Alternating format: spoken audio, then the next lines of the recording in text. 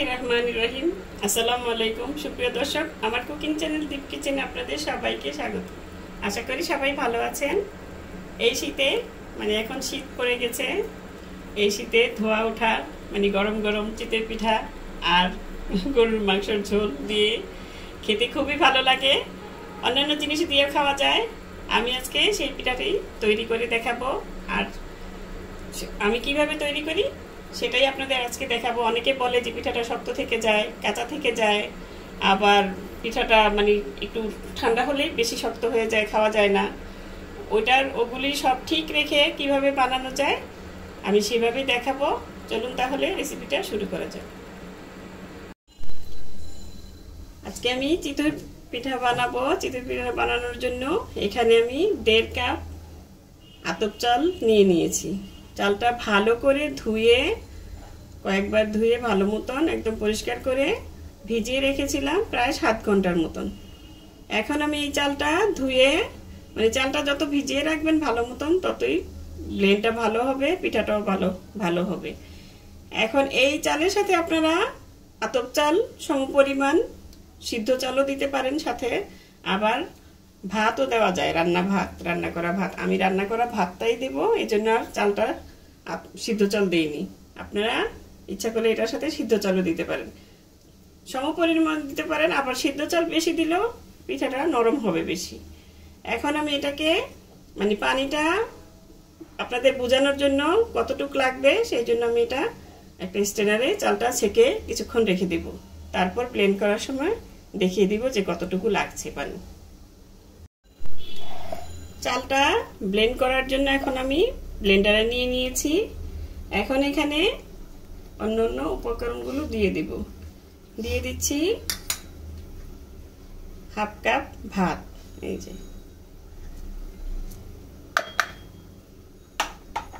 আর এখানে দিয়ে দিচ্ছি 1 চা চামচ 1.5 চা চামচের মতন লবণ, আর দিয়ে দিব এখানে 1 চা চামচ বেকিং পাউডার। 1 চা চামচের চাইতে একটু বেশি দিব, কারণ এখানে আমি চাল নিয়েছি 1.5 কাপ, ভাত নিয়েছি 1/2 কাপ, 1.5 চা চামচ দিলাম। 1 কাপ চাল যদি নিতেন তাহলে 1 কাপের মধ্যে 1 চা চামচ বেকিং পাউডার দিতে হয়, এই জন্য আমি 1.5 চা চামচ দিলাম। আর এখানে 1 কাপ পানি নিয়ে নিয়েছি, হালকা কুসুম গরম পানি। এটা আমি অল্প অল্প করে দিয়ে চালটা ব্লেন্ড করে নিব, একবারে দিবেন না। প্রথমে অর্ধেকটা দিলাম, তারপরে আমি অল্প অল্প করে দিয়ে আরো একটু পানি লাগবে, আমার 1.5 কাপের মতন পানি লাগবে, যেহেতু 1.5 কাপ চাল নিয়ে নিয়েছি। এখন আমি চালটা ব্লেন্ড করে নিব। আমার ব্যাটারটা চালটা ব্লেন্ড করা হয়ে গেছে। এই দেখুন ঘনত্বটা এরকম হবে, এই যে, বেশি পাতলাও না বেশি ঘনও না, এই যে এরকম। এখন আমি এটাতে পিঠা বানাতে চলে যাব। আর যদি পিঠাটা আপনি প্রথমে দিয়ে দেখেন যে পিঠাটা একটু ফুলছে না, তাহলে মনে করবেন যেটাতে আরেকটু পানি লাগতে পারে। অনেক সময় একটু পানি এদিক ওদিক হয়, একটু বেশি কম হয়, ওটা বুঝেই দিয়ে দিতে। পিঠাটা আপনি যখন প্রথম বানাবেন ওটা প্রথম পিঠাটা দেখলেই বুঝতে পারবেন যে পিঠাটার ব্যাটারটা ঠিক আছে নাকি। এটা একটা টিপস নতুনদের জন্য, যারা এখনো ভালো মতন বুঝতে পারেন না তাদের জন্য। কারণ প্রথমে আপনি পানিটা বেশি দিবেন না, বেশি দিলে কিন্তু তখন আর আপনি ওটাকে ঠিক করতে পারবেন না। চালের গুঁড়া আবার দিতে হবে, আবার করতে হবে। কারণ প্রথমে এই জন্য একটু এরকম ভাবে করে নিবেন। তারপরে যদি দেখেন পিঠাটা একটু শক্ত হচ্ছে তাহলে আরেকটু বুঝতে হবে যে আরেকটু পানি লাগবে, আমি তখন দেখিয়ে দিব। এখন আমি চলে যাচ্ছি পিঠা বানাতে। এখন চুলায় চলে এসেছি পিঠাটা বানানোর জন্য। আমি এখানে একটা এই কড়াই নিয়ে নিয়েছি, লোহার পিঠারি। এটা বসানোর জন্য এখন চুলায় এমনি যদি আমি বসাতে যাই, এই দেখুন এটা কিন্তু লেগে যাবে, এই জন্য একটা স্ট্যান্ড দিয়ে দিলাম যাতে আর না লাগে, নিচে তলাটা ইয়ের মধ্যে না লাগে। এই দেখুন এখন এটা বসালে সুন্দর মতন বসে যাচ্ছে। এখন চুলাটা ধরিয়ে দিলাম। এখন চুলাটা মানে ভালো মতন জাল দিয়ে এটা একদম গরম করে নিতে হবে, অনেক ভালো মতন গরম করে নিতে হবে, ধোয়া ওঠা গরম যাকে বলে। সেটা গরম হলে তারপরে এই যে এখানে তেল আর পানি মিশিয়ে নিয়েছি, তখন এটা এখানে দিয়ে দিব, দিয়ে তারপরে মুছে পিঠাটা দিতে হবে। নইলে কিন্তু আপনার এটা যদি ঠিক মতন মানে এটাকে খোলা বলে, কেউ বলে দেশ গ্রামে তো খোলাতেই বানায়, এখন মাটির খোলাতে, আমরা তো আর ওইটা পাই না এখানে। এখন এটাতে ভালো মতন ধোয়া ওঠা গরমটা মানে হলে তারপরে এটা দিয়ে পিঠাটা দিতে হবে, তাহলেই পিঠাটা সুন্দর হবে। আর যদি অল্প আঁচে দেন আপনি গরম না হতে, তাহলে কিন্তু পিঠাটা মানে হবে না, হয় শক্ত থাকবে, না হয় মাঝখান দিয়ে কাঁচা থেকে যাবে। এই জন্য এখন ধোয়া ওঠা গরমটা দরকার এটা। এখন আমি দিয়ে দিচ্ছি এখানে, যখন গরম হবে তখন এভাবে পানিটা এই দেখুন এভাবে একটু দিয়ে এই দেখুন এই যে এটা দিয়ে এইভাবে মুছে নেবেন, মুছে নিলেই হয়ে যাবে। এখন আঁচটা বাড়িয়ে দিয়ে কিন্তু আপনার পিঠাটা দিতে হবে, পিঠাটা দিয়ে তারপরে আঁচটা একটু কমিয়ে দিতে হবে।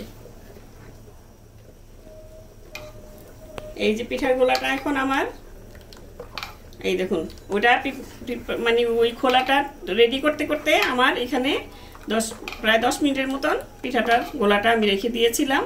এখন আমি এটা দিয়ে দিচ্ছি। এই যে এরকম একটা হাতা নেবেন, কিংবা এটা যদি না থাকে আপনারা মেজারমেন্ট কাপ দিয়ে দিতে পারেন, কিংবা গোল চামচ দিয়েও দিতে পারেন, যার যেমন ইচ্ছা, ছোট বড় যেভাবে ইচ্ছা। এই দেখুন এভাবে দিয়ে তারপরে একটা সমান সমান ঢাকনা দিবেন, যাতে ঢাকনাটা একদম লেগে থাকে ভালো মতন। দেওয়ার সময় ভালো মতন দিয়ে দিবেন, এভাবে ঘুরিয়ে ভালো মতন দিয়ে দিতে হবে। এখন চুলার আঁচটা এভাবেই থাকবে কিছুক্ষণ, তারপরে একটু কমিয়ে দিবেন যাতে পিঠাটা মানে পুড়ে না যায় নিচে। অনেক সময় তাপটা বেশি থাকলে পুড়ে যেতে পারে। এই যে এখন এভাবে রেখে আমি একটু পরে, আর একটা পিঠা হতে আপনার 1 থেকে 1.5 মিনিট মানে এরকম লাগতে পারে সময়, এর বেশি লাগবে না। এখন আমি চুলার আঁচটা একটু কমিয়ে দিলাম, এখন পিঠাটা হয়ে যাবে।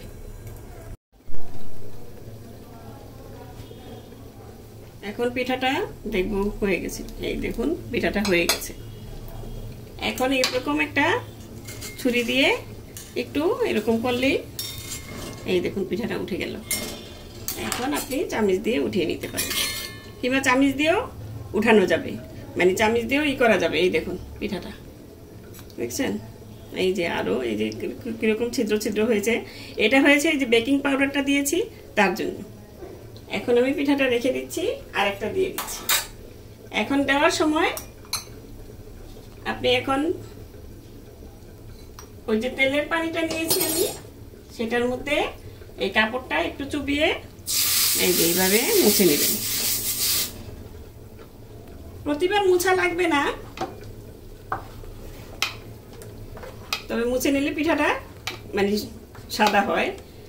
আর প্রতিবার পিঠাটা দেওয়ার সময় আপনি এভাবে একটু এই যে পিঠার গোলাটা একটু এইভাবে করে নেবেন, তাহলে আপনার পিঠাটা ভালো হবে।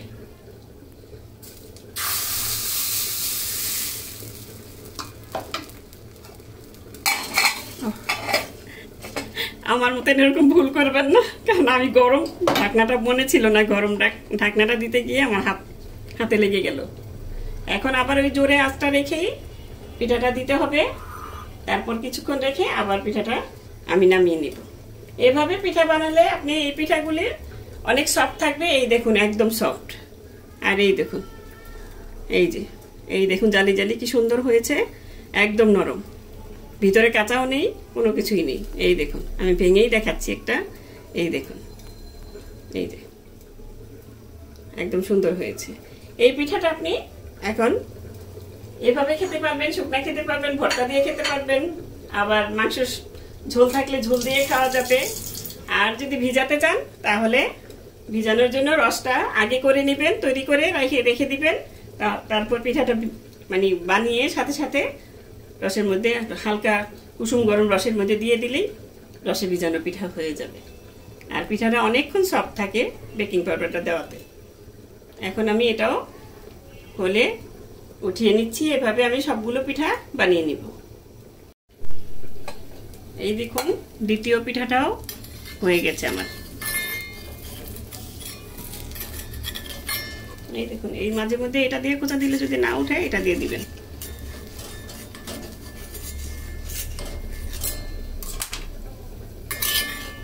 এই যে এই দেখেছেন, মানে সবগুলো পিঠাই কিন্তু ফুলছে একদম। এভাবে আমি এখন পিঠাগুলো সব বানিয়ে নিব। এই যেভাবে মুছে নিলে ভালো হয়। আবার দেওয়ার সময় আপনি চুলার আঁচটা কিন্তু একটু কমিয়ে দিয়ে আর মাঝখান দিয়ে যখন পিঠাটা দেওয়ার পর